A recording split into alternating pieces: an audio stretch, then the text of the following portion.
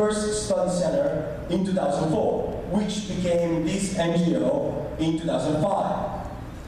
Defining the right theory and finding the right activities that will help you achieve your objectives requires humility, patience, and dedication. Inwell success is fully representative of Dr. Okechukwu humility, patience, and dedication to her objective. And today here we have with us a clear example of Inwell success. For example, Ms. Philipa Mmadubuko, who is the embodiment of that success. Before letting Ms. Mmadubuko tell you more about Inwell's success and future, I would like to conclude by quoting Ellen Keller, a woman who was the first deaf-blind person to earn a Bachelor of Arts degree. Optimism is the faith that leads to achievement. Nothing can be done without hope and confidence. I personally believe in the power of words. I believe in the power of ideas. And for this reason, I believe that we can change the world.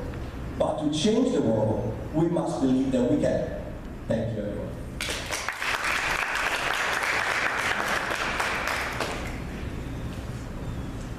Thank you. I am Philipa. Like my director already said, 6 years ago, before going to Emone Center, I knew nothing about the computer. Though I read sciences in my high school, I wasn't even sure of what STEM field I was going to advance into when I finally entered the university. But after my one month stay at Emone Center for the academic bootcamp, a lot was made known to me. After then, I was given a strong ladder to climb on into any of the STEM fields. Finally, I chose biochemistry. Okay, leading the girls in remote communities of Nigeria to fire on in technologies. From our survey, we at Emone Center, we came to understand that a lot of girls are not into the field of engineering and sciences because there's no adequate community and school-based sensitization campaign to enlighten these girls about the importance of being into the field of sciences or engineering. But Emone Center now went further to now bring on this sensitization campaign. They started this community and school-based sensitization campaign by collaborating with schools, and in fact, they did it by going to almost all the universities and polytechnics in the southeastern part of Nigeria to create this awareness. Because they are doing this because they want to create a world in which youth, especially the girls and women, are given the relevant skills to advance into their areas and take charge of their future. And they do this by giving them the necessary life skills and job skills that will enable them to take charge of their future. So, since most of the problem, the very big problem, most African countries, which Nigeria is not in any way an exception, is insufficient power. Emone Center came up with the thought of alternative source of electricity, and then they thought of having the implementation of solar panels at the Emone Center's headquarters came to them. So this memo was passed down to the Emone Center headquarters in Enugu. So we started by deliberating on how to raise a solid team for this project. But for this goal to be achieved and sustainable, they decided to partner with some of the universities like Purdue University, and they are also collaborating with Raw Science TV. They are collaborating with Academy of Sacred Heart, and they are collaborating with Global NGO Solutions. So for this now to be sustainable, they started this, and a lot of things started working out with the erection of this solid team. A lot of girls are now getting involved because they are now aware of how this project is going to leverage them in certain areas of their academics. Because right back there in Nigeria, most of the trainings had there in classrooms are basically theories. So this project is going to bridge that gap between theories and practicals, because the girls in Nigeria will be the one doing the installation themselves using virtual reality.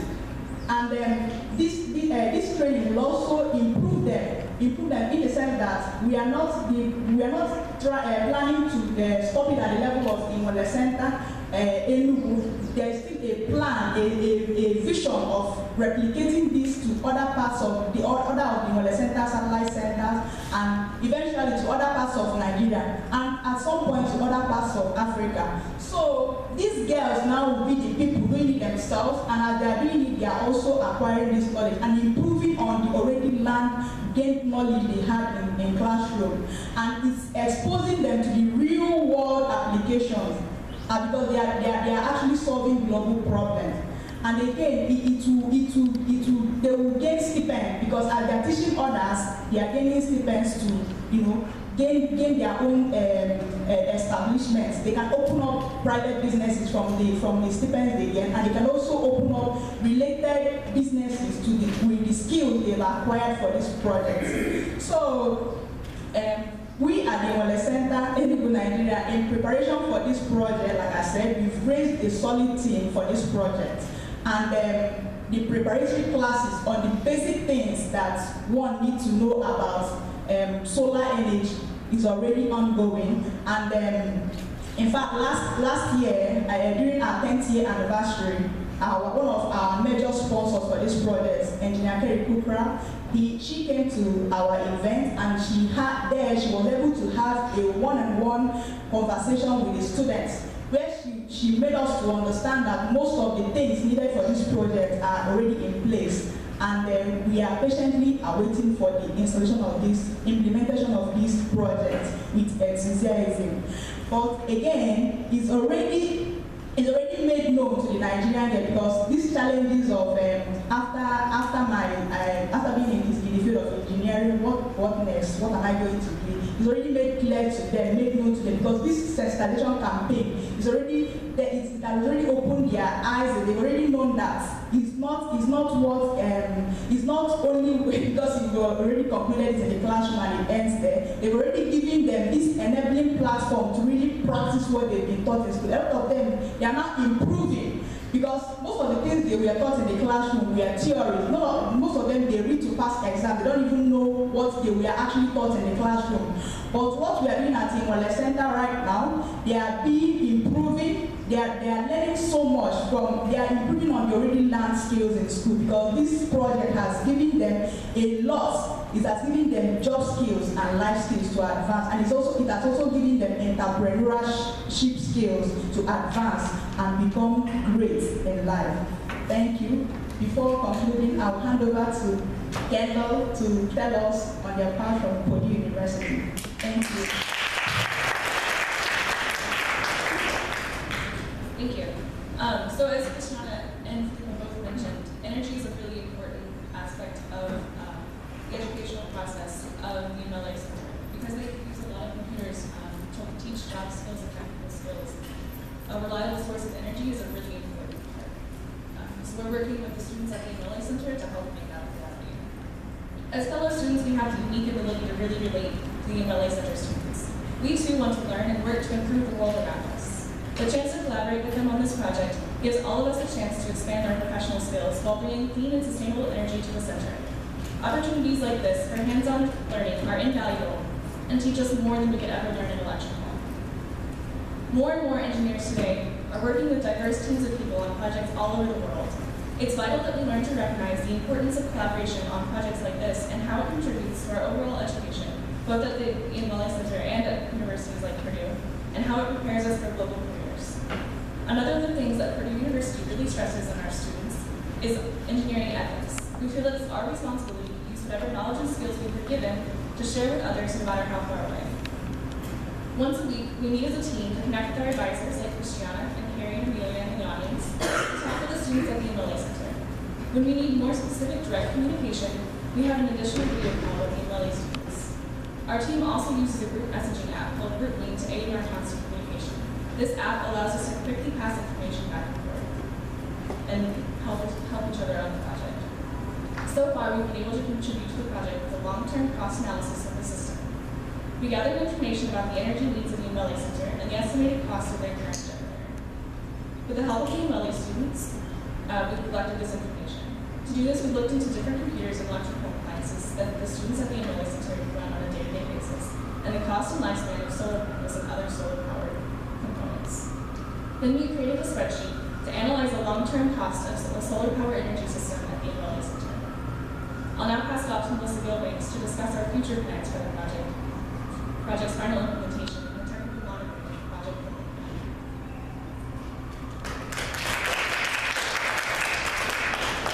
So I think one of the most unique aspects of this project is how we're using virtual reality and 360-degree camera technology as an educational tool. So we at Purdue, we learned how to install panels through partners like SolarCity and others. And then we teach the students at Melisa Center how to install the panels using those 360-degree cameras in virtual reality. In the meantime, we use, like we discussed, email, VC, and Skype to communicate on a weekly basis. So one of the benefits of this is that we don't have to use, or we don't have to send specialists to remote locations, and so that reduces some of the financial limitations associated with an already expensive implementation of solar panels. And so also the Emone students get a better understanding of how the system works so that they can troubleshoot it and maintain the system long term. Like you said, like we'll go in and we'll install like a well and then it'll break and then there's like, I don't know what to do anymore, so it just remains broken. But this way, they will know how to better like maintain their system so that it like lasts for 30 years or so. So yeah, provided that this goes well, which it absolutely should, we have plans to implement it at other locations like medical centers, other schools, and like in remote locations. So additionally, we intend to develop an app, and this app will make understanding the system more accessible to people who are not necessarily based in STEM. We'll be able to monitor the electricity production, usage, and display both of those data, or all of that data in an easy to understand format. And it's probably going to be like an iPhone and Android app. So yeah. Now I'll pass it off to Joy, who is the program director for Satellite Plus.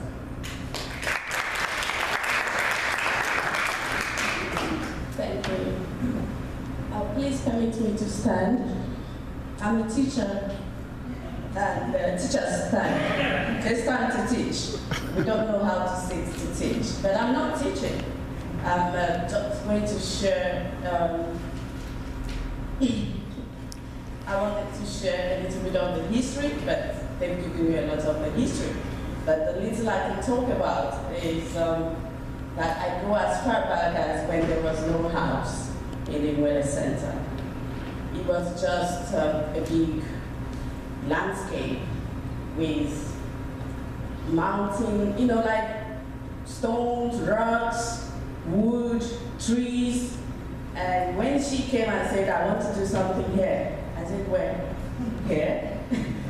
this people don't live here. You can't do anything here. She said, no, I'm going to do something here. And I said, something like what? He said, I'm going to bring in books. I'm going to have a library. I'm going to get books. Our students in Nigeria, they don't have the books. They go to school, they don't have enough books, they don't have access to computers, they don't have the things that can aid and help them, study better. And I said, and how would they come to this place? There's even no road to get into this place. And she said, it can be done. And, when we started with, I have a dream. How many of us heard it? And then I thought, she had a dream. She had a passion. It looks like a mirage. But to her, it was real. And the way she talked about it was so real, even though I couldn't see it, but I got convinced, and I followed her. And every day she goes to that forest, I follow her. And then we work and we clear things, and as I'm doing it, I said, I hope this is going to work. But the way she talks, I knew it was going to work. I don't want to worry, but I think I got some time from the people that presented. Do you think so? Okay, so I'm still targeting 8 minutes, but please, I might just take maybe 1 more minute. So I don't want to go back to much history, but that's how far we go back.